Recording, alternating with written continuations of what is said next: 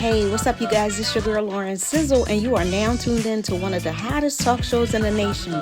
We Talk Weekly's After the Talk. I'm Classy Lady Sparkle. You want to binge listen to our shows? Follow the We Talk Weekly's podcast on iHeartRadio, iTunes, and Spreaker. What up, folks? This your boy Charles Gregory. Make sure to follow us on all our socials at We Talk Weekly. Hey y'all, it's your girl Lily. So make sure you keep it locked to We Talk Weekly on 106.5 FM. Jeff Brown is on, and I just want to preface this, right? I like Jeff Brown, and the reason I like him is because he truly, and we haven't endorsed anyone, but I always say that I'm for the people who I actually see that are in the streets and doing the work. I have seen Jeff Brown in the streets doing the work. I have seen him giving opportunities to people who they gave up on.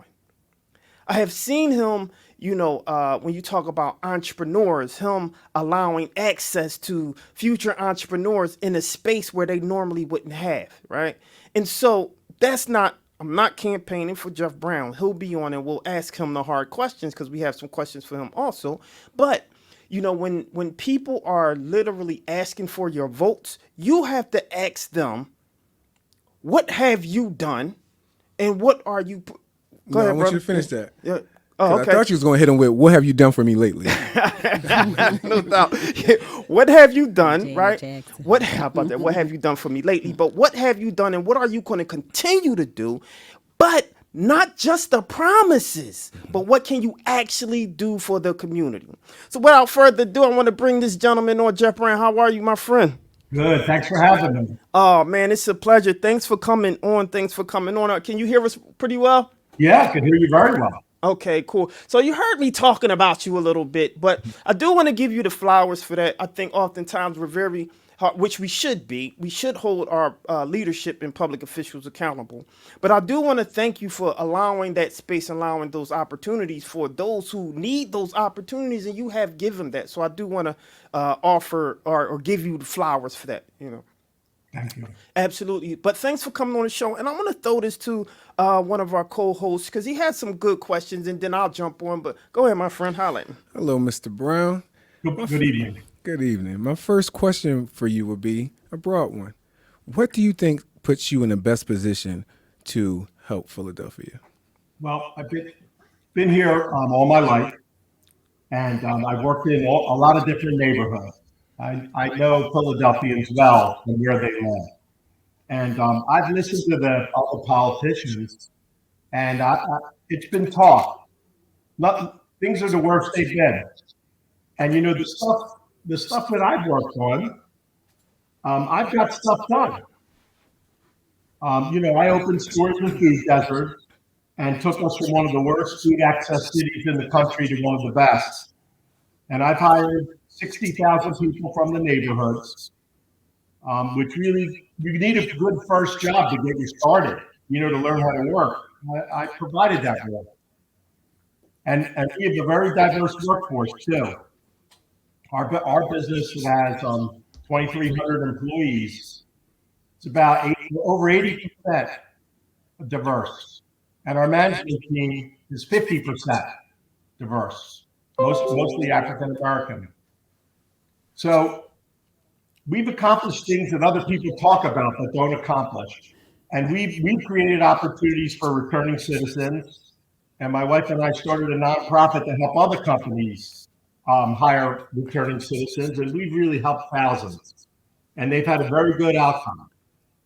And, during the pandemic, we started the PA 30-Day Fund.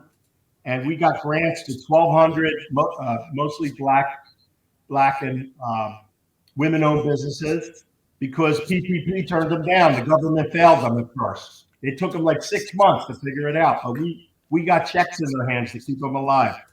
And we started a small business incubator. We incubated almost 400, mostly Black entrepreneurs. So while the government people, the political people talk about things, they don't do anything.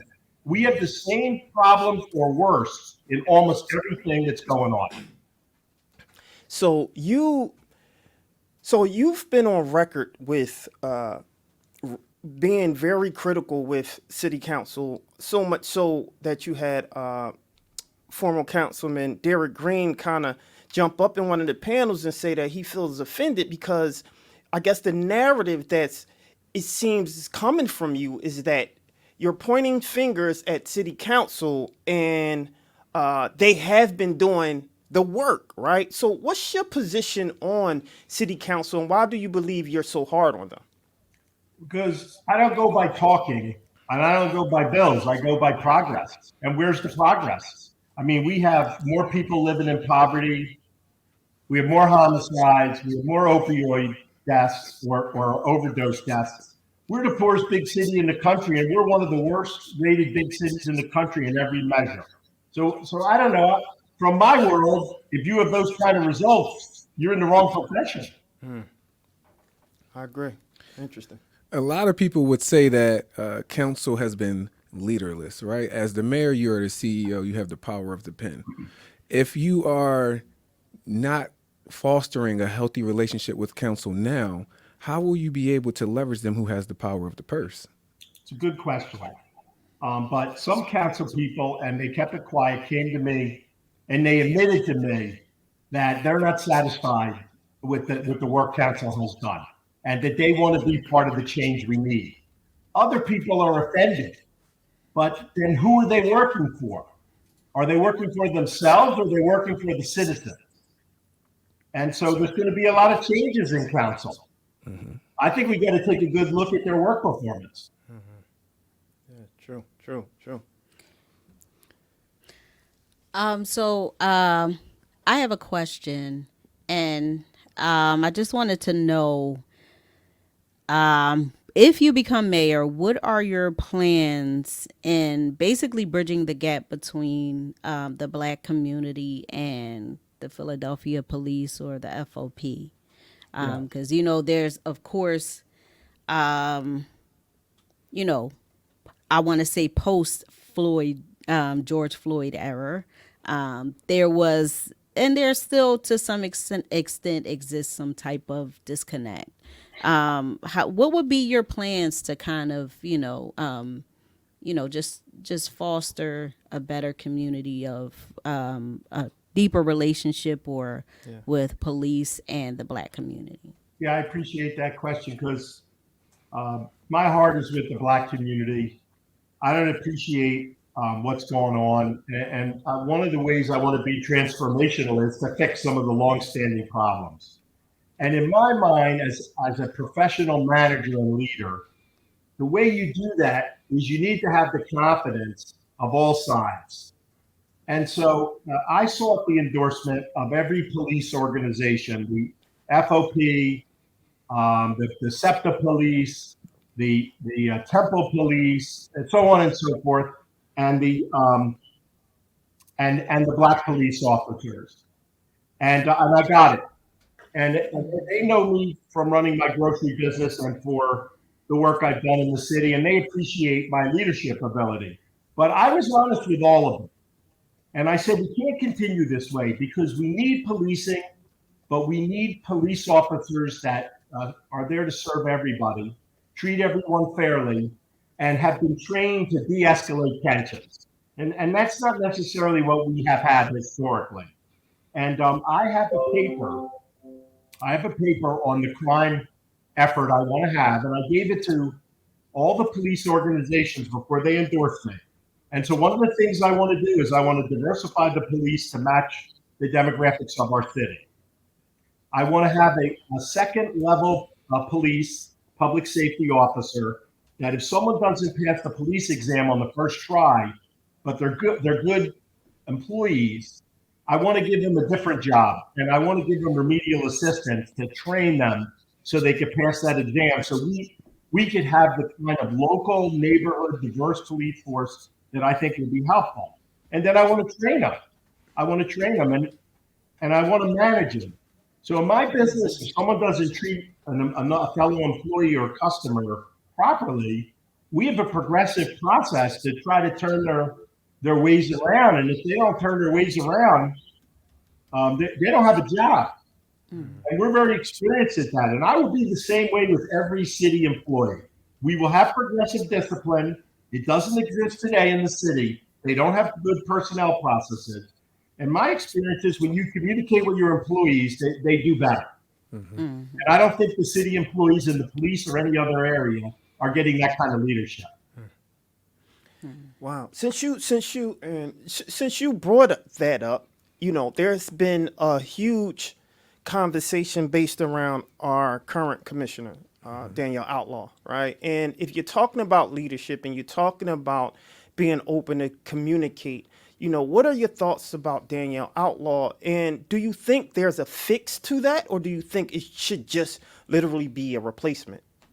Well, I think we would all have to agree that job performance has not been good, but there could be mitigating factors that I don't understand. And so in most cases, I said that I'm very concerned about her job performance, but I would like to meet with her and discuss it with her because I like to hear someone out. Right. I've always done that. Hear people out. And if it makes sense what they're saying, I would give them a chance. And if it doesn't make sense, then I won't give them a chance. And so I would hear her out. I would hear every manager out, every leader we have, hear what they have to say. I would also talk to their employees because a lot of times the employees tell me the straight truth. Like sometimes the managers tell you what you want to hear. And the people that work for them say that's not true. That the person's not in the field with us. They're not communicating. And so I'll get to the bottom of it. And to me, I work for the citizen if I have this job. Absolutely. And so that's what I'm after, better performance for the citizens. No doubt, no doubt. One thing Mayor Kinney did was create boards that board in everyday citizens. Will they be maintained under you, or will you seek to change them, or will you do away with them? I think trust comes from transparency. And having citizens overseeing what the direction I give and the outcome that we have, I think is a good thing. If we make a mistake, that's fine. We should admit it's a mistake and we should explain how we're going to fix it. But I think there should be transparency, and those oversight boards are a good way to have transparency. And if we're going to have trust between the citizens and the police, I think we need it. I would keep it. Okay. I wouldn't mind either if I have a citizen and a lot of the clergy have come to me and told me what they want, what they don't want as far as policing. I wouldn't mind bringing citizens with me when I meet with the union or when I meet with management, because I want them to hear the same thing I heard. So we could all learn together and figure out how to make this right. So let's just talk a little bit about public safety and gun violence. So last year, the last couple years, we've had historical amounts of, homicides in the city. The shootings are up with over 2,200 shooting victims last year. And where a lot of the teenagers are being killed, shot. Those numbers are up this school year. What's your plan for public safety and gun violence in the city? Well, I'm heartbroken from the violence, and I have stores in the neighborhoods, and in some cases it's my employees or their families or my customers' families that are being impacted the most. So I just find the whole thing very disturbing, and I think we have a number of problems. The first problem is we lost about 25% of our police force, and we don't have a visible presence of police. And we don't have police officers to do the work, and I think that's a problem. So I think we're short about 1,500 officers, and I do see it as an opportunity to diversify the police. And we talked about having the public safety officers as a way to get people in the department that wouldn't otherwise be in. In the public safety officers, we also could hire officers that have other skills like mental health, because sometimes the call requires a mental health professional. So, but the real answer to gun violence is we have to prosecute the roughly 1,700 very violent citizens that have been committing repeat violence. And I think that they're still roaming the street because of the lack of evidence. Mm-hmm. And so what I think we need is, I think we need to add probably 10,000 cameras that are gunshot cameras in the violent areas, so we can record the incidents and prosecute the offenders. I also think we need to upgrade our forensics, because I understand we're losing a lot of cases because of poor forensics. And so I think those are two important steps. And the other thing is we need a unit to go after the seller of unlicensed and ghost guns. Just like with drugs, you don't want the street person, you want the person who's wholesaling them. And we're going to focus on that. Absolutely. So a part of a poll that was done by the Pew Charitable Trust, some of the reasons for so much crime in Philadelphia in 2023, the number one reason being too easy to get guns. The number two being drug dealers and criminal gangs. I'm sorry. Yes, drug dealers and criminal gangs. And the third one, lack of jobs and opportunities. What would be your approach to reducing, the amount of guns that are out on the street, the drug dealers and the gangs, and I guess increasing jobs and opportunities? Because right now the minimum wage we know is what, $7.25. Yes, minimum wage is very low, but Yes. most people don't make the minimum wage. And what we really need, I'm going to talk about the jobs first, or I'm going to broaden that to the structural poverty we have in the city. I think most of the gun violence emanates from long-term structural poverty where families are stuck in that poverty and they can't find a way out for generations. And people get frustrated and give up on hope. And I think that's a big part of our problem. And I think it's the number one problem to solve in Philadelphia.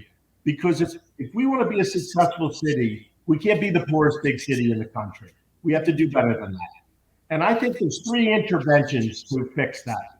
Well, one is K through 12 reform. And I think in K through 12, I observed that we diminished career and technical education greatly over the last 50 years. And, the college-bound students are one group. We could use more slots for them in high-quality schools. But the majority of the kids need career and technical jobs. Electrician, hardware repair, a CDL truck driver, a welder. And these are good paying jobs that you can make more than $50,000 a year. And so I want to build that capability out in our school system. I want the young people to have an opportunity to have summer internships, make money, and get to try the job out. And if you like the job, I think it should be the school's responsibility to place the young people in their first job. And I want to measure their success on the young people's starting salary. So my thought is every graduating class should take tens of thousands of families out of poverty. And I think that would be just a blessing and a big way to solve a lot of our problems. The second thing is if we miss them in K through 12, we need to have a workforce system that does the same thing. And I've done a lot of workforce work. I'm chairman of the state workforce board. We've taken hundreds of thousands of people in the state out of poverty. And I also was for many years the chairman of Philadelphia Youth Network, in which I served 200,000 young people and got them summer internships that were really transformational for them escaping poverty. But, we always were short funding. And the biggest investment we can make is to keep a young person busy doing something productive, something they're interested in or something that's going to lead to a future career. And I always think that we were penny wise and dollar foolish, letting young people have little to do and get themselves in trouble. And it doesn't matter what neighborhood you're from. If you're young and you have nothing to do, it's not a good thing. Yeah, for sure. So that's the poverty plan, and also economic development. What we really need are lots of new career and technical jobs that young people can make $50,000 or citizens can make $50,000 or more a year. And it's less about fancy headlines and more about taking people out of poverty. And so jobs that require all college-educated people aren't all that useful to us because those workers are going to end up coming to us from the suburbs. And we really need jobs for our citizens. And I also think that the city's short 5,000 workers. I would really like to hire them all from impoverished people in our city. And it may cost more, but we should invest in training them and preparing them for those jobs. Now, as far as the availability of guns, I'll tell you one thing that I observed.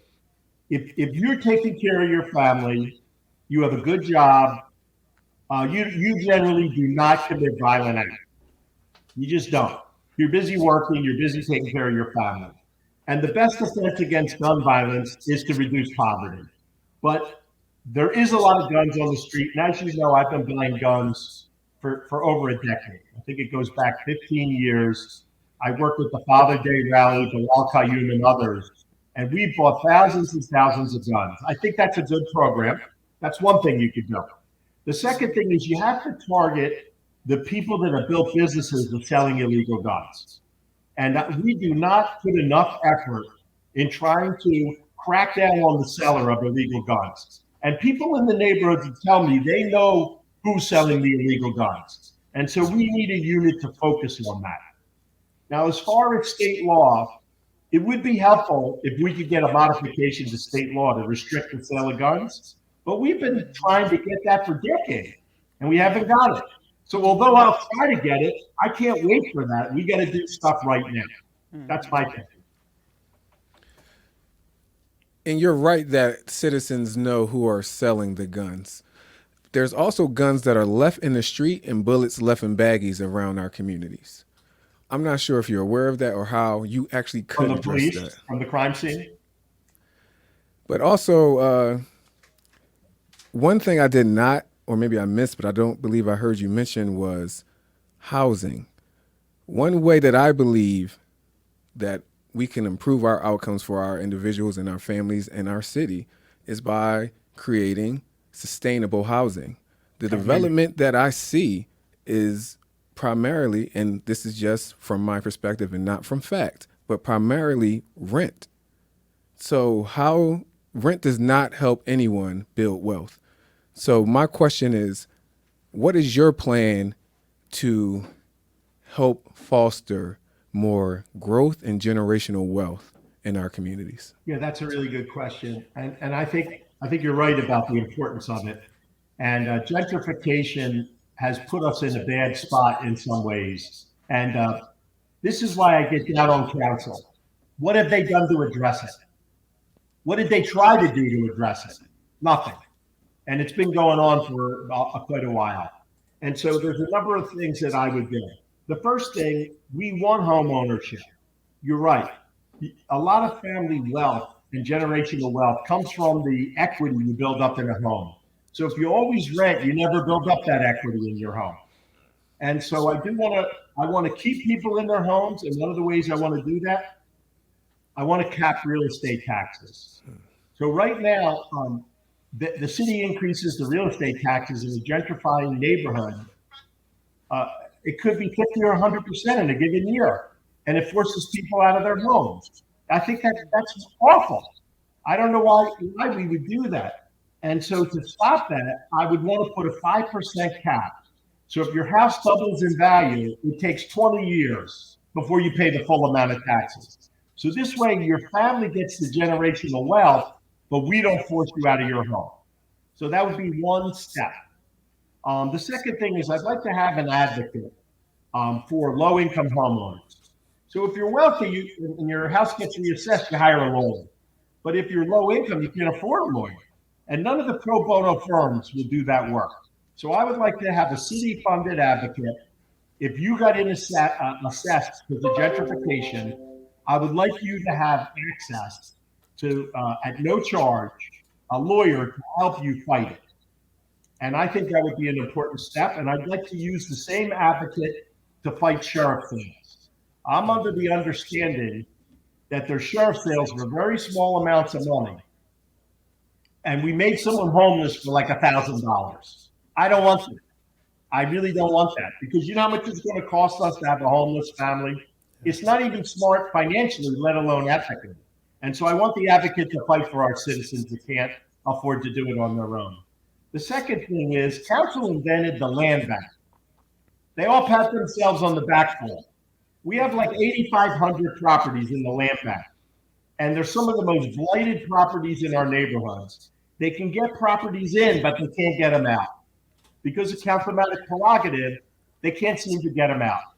Why wouldn't we want 8,500 families that need those homes living in those homes? And I would like to sell them to low-income families so they could own their own affordable home, and we give them help to do it. And if they're not ready for that, I would like to have Black and brown developers develop them for long-term affordable housing units. And that could be possibly 8,500 units that we could do fairly quickly because we own the ground now. The third thing is, when I tried to solve food deserts, we had a financial gap.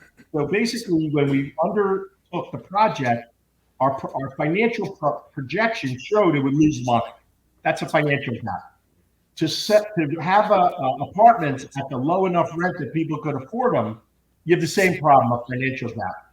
And to solve that gap, you need new and innovative financial tools. And I want to create them, just like I did for solving the supermarket problem.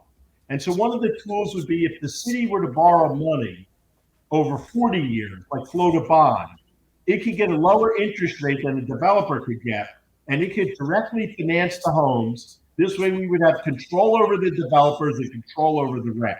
And we could mitigate the rent, reduce it substantially without a cost to the city, because we're basically passing on the beneficial financing that we got. And there's got to be a dozen other tools like that I could invent to solve this problem. And I would think over an 8-year, 2 terms, I think I could create 30,000 low-cost, affordable units for our citizens and completely solve this problem. And you said over 2 terms? Yes, because the 30,000 units, approval processes, I think we could do roughly 10,000 units a year. But then, because of councilmatic prerogative, some of the units council people might complain about, and we'll have to negotiate. Yeah, I just want to. I love what you're talking. I do want to be fair, right? Because when it comes to city council, you do have, especially some of the new blood from Jamie Gauthier, from Catherine Gilmore Jones, Isaiah Thomas. They have truly been doing some great work, and been in these streets. And so I think. The new guys are different. I can't blame. Okay. All right. So let's be clear though, because when we say city council, that means everyone, or at I'm least. not blaming everyone. I'm really not. I'm talking about the people that think they deserve a promotion. I got you. Yeah, we got all these problems. Got you.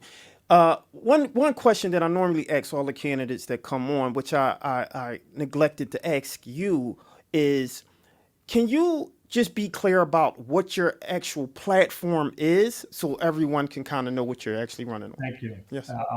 So number one concern to me is rebuild our systems to help people out of structural poverty. And we talked about that. The second thing is crime and violence. And we talked a little bit about that as well. And the third thing is quality of life issues, like the trash, boarded up houses, abandoned cars, potholes, street sweeping. We don't do the very basic things, replacing lights that are out. We don't, excuse me. We don't do the basic things very reliably in the city. And I honestly think we need a manager type, a leader manager type to reorganize our processes so we can do these things more reliably. And then we talked about affordable housing. That would be my fourth platform item. When we talk about the blight in our city, there's connection to violent crime. There's a connection to mental health outcomes. We have a lot of vacant properties and we have a lot of vacant lots. What would you do to address that? And from what I understand is a lot of these vacant properties that are owned are not owned by Philadelphia residents. Well, I think there is a trend towards out-of-towners doing that. But 8,500 are owned by the city itself. And so we're kind of doing it to ourselves. But L&I has given these out-of-town owners, and honestly some local owners, too much latitude to leave blighted properties. That's not acceptable to me. And I feel that we should give these property owners notice. If they live in the house, it's different. You got to help them. But if they're an out-of-town owner that has that as an investment and they have a blighted property, you give them notice. If they don't fix it, we fix it and bill it. And then they'll owe us the money, and if they don't pay us, then we'll send it to Sheriff City. I'm not playing with out-of-town owners and leaving us with blighted property. And so, some of the blights are our own fault, like, for example, dumping. A lot of the neighborhoods have a lot of dumping, and the city does not crack down on dumpers. We should have cameras there. You should get the the license plates off the cars or trucks, and we should prosecute the people who dump. We should make an example of them, and we end it real quick. And abandoned cars, we have like 50,000 abandoned cars in the neighborhoods. They all need to be picked up. I would hope I could get them all picked up in my first 100 days. I just have one more thing about how do you see yourself being able to accomplish all this? What is the how? We get a lot of the whys, we get a lot of intention, but what are your hows? This is how I will do it. Yeah. So if I could explain to you, in the legislative minds, like a city council person or a state rep, what they do is write policy, and then someone else implements it. And they dream up all kinds of things that sometimes make it hard to implement. But I'm a manager. In my business, I started from scratch. I built it to the biggest supermarket chain in Philadelphia, and I know how to manage a large unionized workforce. I know how to organize, improve processes, add technology, and you'll be surprised how quickly someone with my background can get stuff done. A lot of the legislators argue over details that have nothing to do with job performance, and they argue and take months and months arguing when you just got to get it done. And you'll see, I'll go to a neighborhood and I will tell the different departments, like the street department, not acceptable. I need it done. I'm going to be back in a week. I want it done. And you'll see that I'll get stuff done. You won't believe how quickly. That's how I do it in the business. Yeah, we respect, and I should say, I respect that the mayor is the CEO and you're in a unique position to understand that position. And if you come from a legislative background, you're not accustomed to the job functions of a CEO because you never really did that before. That's when people say, what kind of experience do we need? Don't we need someone who's experienced in government like a legislator? But the legislator never did the CEO job. They're not accustomed to managing and leading a 26,000 person organization. It's mostly all unionized. And you got all these different unions. So my business is all unionized. I'm accustomed to managing in that environment. And that's why almost every union in the city has endorsed me. They meet with me and they're saying, you're the first mayoral candidate that understands how we work. We appreciate that. So you saying that, right? What do you believe makes you stand out from everyone else? Why do you believe? Because you mentioned in terms of the experience, right? One can argue, well, you don't have any political experience, right? Just to be fair, let's talk about both sides. What people say, yeah. Right. And so because of that, what makes you? Because literally, I would look on the panel and say pretty much 90% of the panel of everyone who's running is pretty qualified. I believe would do a decent job, right? And so to that degree, what would make you stand out and say, hey, this is Jeff Brown, I would do a better job because of? Because I think the one thing that we get caught in is this conversation of being so political about, these are the possibilities, but, we never get the how and the why, and I want to know how you believe or why do you believe you would be the best candidate or to be the mayor in leadership position to run Philadelphia? Well, if I hire someone for a leadership position, one of the first things I look at, how did they do in the assignments they had before? When they had positions of power and authority, did they get the work done and the job done that they promised? And I would surmise to you that I don't have a competitor that has my track record over my 35 years, solving food deserts, hiring almost everyone from the neighborhoods, having one of the most diverse workforces in the city, hiring returning citizens, helping entrepreneurs. I mean, my track record is very strong, and it's not a secret. You can go into my stores and talk to the managers. Right. You know what I mean? And you can see that everyone in that store is from Philadelphia. And so I think my track record is strong in a way that none of the other candidates have a track record like that. And every job I did was difficult. Because if you remember, they told us you can't get grocery stores and food centers. Mm-hmm. They said you can't hire returning citizens. It's not going to work out. You can't have black entrepreneurs. But we proved them wrong on all those things. Yeah. So real quick, I want you to address this because this was a recent panel that came up, and you caught some flack on this, and I want you to listen to this, listen to the response, and I would love for you to respond if you can hear this. Right. Pick up the bleep trash. Littering, illegal dumping, and some-timey garbage pickup system continues to be a persistent problem in the city. Where Philadelphia trucks some of its trash has spurred accusations of pollution and environmental racism, specifically from the residents of Chester. Would you, as mayor, keep or change the existing waste disposal contracts? So I really don't, I'm not sure, because I would bid it out, but I'm not sure if that changes it or not. But Chester is Chester. I'm worried about Philadelphians and how their lives are. And so what will come first to me is what would be best for my Philadelphians. So you don't care about Chester? I do care. The trash that's coming from Philadelphia. I do care, but I don't work for them if I'm the mayor. I work for Philadelphia. No. And the trash has to go somewhere. And whoever gets it's going to be unhappy with it. Well, that's not really an appropriate answer. But. So you heard that, and you caught tons of backlash over that. And though I do agree, okay. So to put this in context, I think most times in leadership they don't focus on what the issue is or the problem, and it's a lot that's going on in Philadelphia that I believe that needs to be fixed. Period. There's no question. And so the citizens of Philadelphia need some help, and that needs to be a priority, right?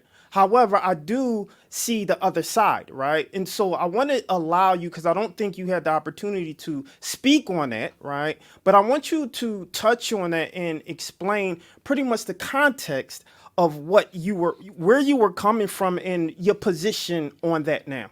Yeah, I really appreciate that opportunity. And believe it or not, not a single media outlet has asked me about the context.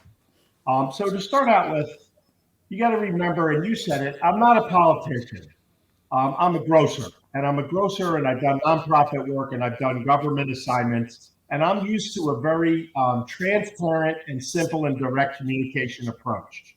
And so I spent half the time talking on that panel than my other opponents, because they say a lot of things, but I don't know what they mean. And so in my case, I might be a little too blunt. And to be in the political field, I might have work to do to be less blunt. But a lot of people like it because they think it's straight. But at no time did I intend to offend Chester or to diminish Chester. I really didn't. When I said Chester is Chester, what I meant is they're self-governing. Their decisions are their decisions. We shouldn't interfere in their government. And so if Chester doesn't want that plant there, that's on, they got to decide what they want. But right now it's a legal operation that has a contract with Philadelphia. And let me tell you who signed that contract. The mayor signed it, and every opponent from city council signed it. Every one of them. So Sherelle Parker and Helen Gim and Alan Dom, all of them signed that contract, and it went to the controller's office, and the controller signed it. So you have a situation that all my opponents made the decision to send their trash to Chester and incinerate it. And I could be a politician and criticize them for that, but I didn't. I'm saying what I meant to say, it's a contract. It's legally binding. We're obligated to stick with the terms. And when it's up, we could rebid it. And then when we rebid it, in addition to the price, we could say, what's the environmental impact? But I got to tell you, the environmental impact is bad. It's trash. And so if I look at putting it in Chester or putting it in someplace in upstate Pennsylvania or somewhere else, I'm not sure I'm getting any better environmental impact. So at the end of the day, I'm thinking in my mind, I end up where I started, because where do we put the trash? I don't have an answer, but I could tell you something. When the other opponents were signing a contract to send their trash to Chester, I'll tell you what I was doing in my business. I've eliminated 90% of the trash in my business. We started something called Philly Food Rescue, which we donated to the Share Food Bank program to pick up excess food from grocery stores, including mine. And we're able to divert through recycling and through this program almost 90% of our trash. So I've set a national example on environmental impact. I mean, I went to 100% LED lights more than a decade ago. I've done an incredible job of reducing my carbon footprint. So I know a lot about this topic, and I'm not the one who sent the trash to Chester. I'm just saying the people before me sent the trash to Chester, the ones that complained about what I said. But what I said had to do with what they did, not what I did. And the part I feel bad about is that I didn't want Chester to feel that I feel that they're not an important city. They're important. I tried to help them with their food desert problems, and I know they're poor, and I care about them. And I didn't mean to say things in such a way that they weren't sure about it. What I meant to indicate is it's not our job we don't have the right to tell them what to do. They're self-governing. They need to decide what they want to do. So for the record, is that an apology to Chester? Because I want to make sure, because I'm sure, and I have seen even the political figures very upset with that. But is that apology to Chester? Yes. If they felt slighted in any way or diminished, I did not intend to do that. I apologize for that. And what I was trying to get to the bottom of is that there's a signed contract we're stuck with, and until that expires, there's nothing I could do if I were there. Or anyone else for that matter. Yeah. Thank you for that. Thank you, because our brother and sister over in Chester, we love them too. They're right there, and so we wanted to make sure that we acknowledge them. Yeah. But there's not much you can do for another town. You can show them love, but you know what I mean. They got to decide their approach to their problems. 100%. Before I let you go, because we have our next guest waiting, Miss Cat, I love you. Thanks for holding on. Real quick, you're listening to WPPM LP Philadelphia 106.5 FM. We Talk Weeklies After the Talk with Jeff Brown, candidate running for mayor. I appreciate you for being on here. I just wanted to make sure that there was some clarity, because I know a lot of people were hurt with some things that was said. I just wanted to make sure that it was in context and you was able to clear or have the space and the platform to clear that up, because we understand what this does. But before I let you go, I want you to actually look at our audience, look at everyone who's watching, and tell them one last kind of piece, not as a pitch to vote for you, but why should they vote for Jeff Brown? I think it's very clear to me that the kinds of people we've been electing over a long period of time hasn't helped us with our problems. And things have gotten very bad in Philadelphia, and I'm very concerned about our future. And I can't imagine being here and talking 8 years from now if we didn't make a move to make things better. And I'm going to stop every other thing I do and dedicate myself to be the mayor that changes these things and fixes these things for our future. Because it's bad, and we need to change in such a bad way.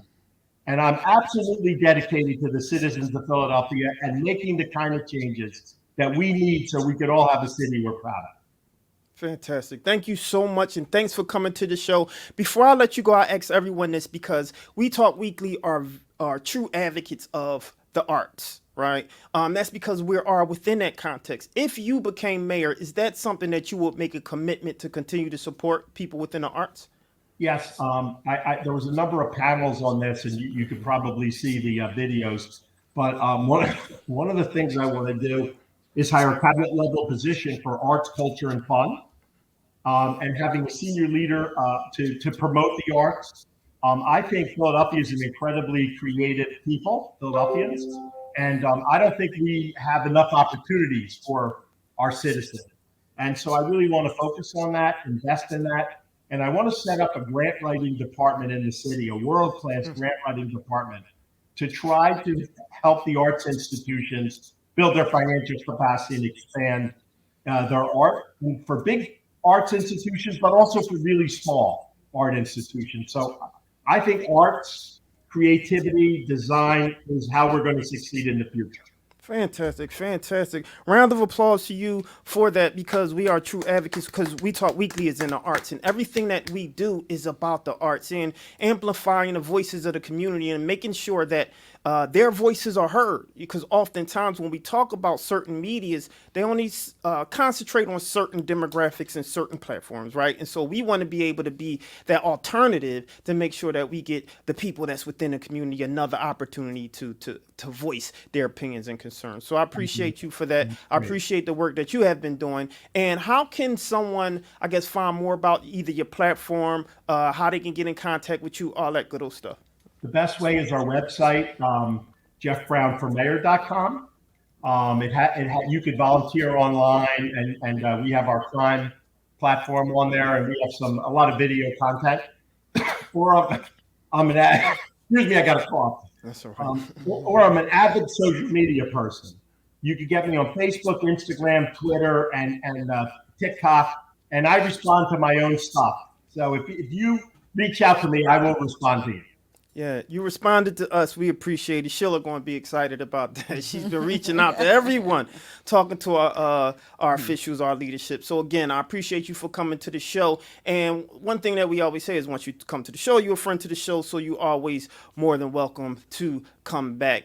So there you have it, ladies and gentlemen. Mr. Jeff Brown, he cleared some things up. He said some things for the record, and this will be out. So make sure you do your due diligence. And like We Talk Weekly say, we don't endorse anyone. We are for the people who are true, that we see truly doing things for the community. And if that's what you're doing, chances are we're going to support you, right? And so that's where we at with it. So there you have, ladies and gentlemen. When we come back, we got a Miss Cat who's been so patient. I appreciate you. We'll be right back after this. Thank you, Jeff, and appreciate you. Thank you. Take care. Hey, what's up, you guys? It's your girl, Lauren Sizzle, and you are now tuned in to one of the hottest talk shows in the nation, We Talk Weekly's After the Talk. I'm Classy Lady Sparkle. You want to binge listen to our shows? Follow the We Talk Weekly's podcast on iHeartRadio, iTunes, and Spreaker. What up, folks? It's your boy Charles Gregory. Make sure to follow us on all our socials at We Talk Weekly. Hey y'all, it's your girl Lele. So make sure you keep it locked to We Talk Weekly on 106.5 FM.